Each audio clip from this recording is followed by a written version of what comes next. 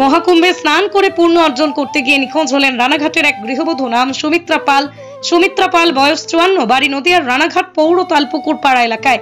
গত 27শে জানুয়ারি পূর্ণ স্নানের উদ্দেশ্যে এলাকার স্থানীয় বাসিন্দাদের সাথে স্নান করতে গিয়েছিলেন ওই গৃহবধূ। পরিবার সূত্রে জানা যায়, গত 12 কাল ভোর রাতে স্নান করতে নামে, তারপরে আর তাকে খুঁজে পাওয়া যাচ্ছে না ওই গৃহবধূকে।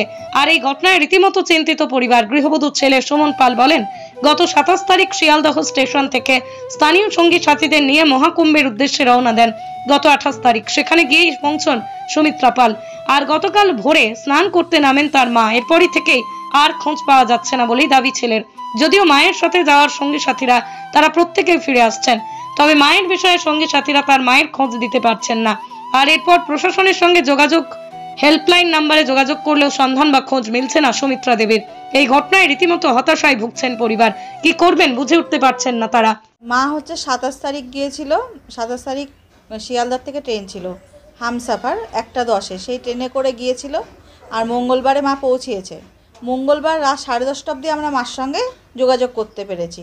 কিন্তু যে বুধবারের স্নান ছিল 4টে থেকে 5টার মধ্যে, সেই সময় বলে মা স্নানে নেমেছিল।